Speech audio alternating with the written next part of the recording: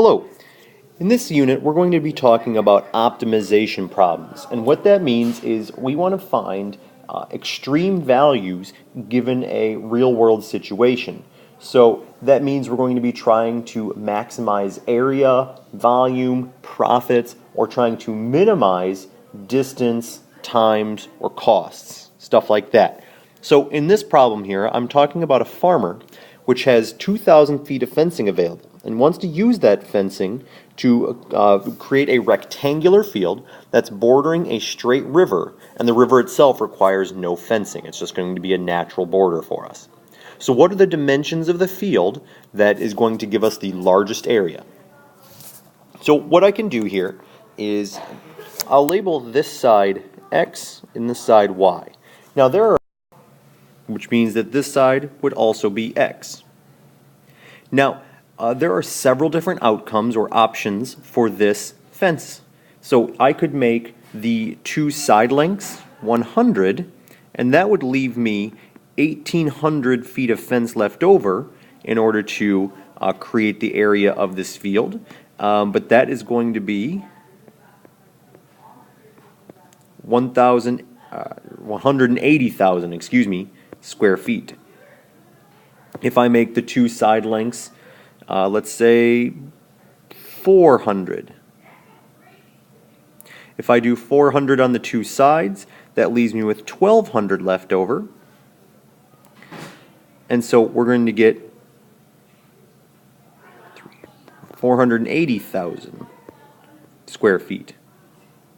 Okay, what if I did 8,000 on the two sides? That only leaves me with 400 on the long side. And so that's going to give me 320,000. And so you can see that right now this one's the biggest, but that's just of the three options we tried. What is going to be the biggest set of dimensions that work for us? Well, what we know about area of a rectangle is that we need to do our length X times our width Y.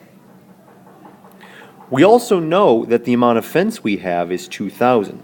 And so 2,000 is going to be used up by two sides of length X and one side of length Y added together.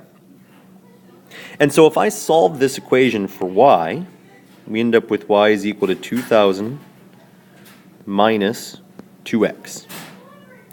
And I can use that in my area formula, which is what I want to try to maximize. So I will say that the area is X times, and instead of Y, 2,000 minus 2X.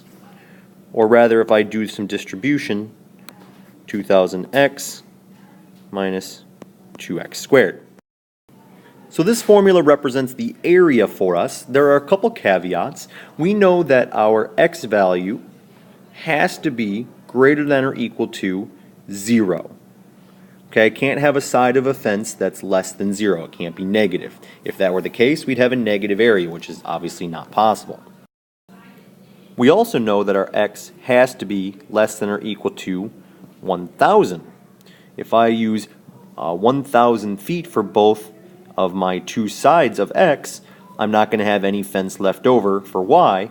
It's going to be a very, very, very small area. In fact, it'll have no area whatsoever, but X could be 1,000, but anything bigger than that gives me a negative area, which is not possible. So we have some endpoints or boundaries to this, just kind of created. So we have to be between 0 and 1,000. Now to find our maximum, we're going to do our derivative. So we'll do A prime. Okay, our maximums will occur at the vertex of a parabola in this case, since it's a quadratic, it's squared. It will occur, therefore, when your slope of the tangent line is 0. So we do our first derivative, and we get 2,000 minus 4x. Now, our critical numbers for this can be found by doing 2,000 minus 4x equals 0. And so we come up with an x value of 500. Now, knowing what we know from the closed interval method, our maximum needs to occur at that critical number where x is 500 or at one of the endpoints. So we need to test where a is 0, or so we're plugging in where x is 0, plugging that in, where x is 500, or where x is 1,000. We're going to test these three numbers. So if a is 0, we have 2,000 times 0 minus 2 times 0 squared, which is just 0. If a is 500, we have 2,000 times 500 minus 2 times 500 squared, which results in 500,000. Or if we put in 1,000, 2,000 times 1,000 minus 2 times 1,000 squared, once again will result in 0. This means our area is maximized at 500,000 square feet when x is 500. So these two must be 500. And this y length must be what's left over, which is 1,000. So the dimensions of the field are 1,000 feet by 500 feet. Okay? And so that's how we can use calculus and derivatives in order to maximize our area in this case. Okay? We'll talk more about this in class. For now, we are done.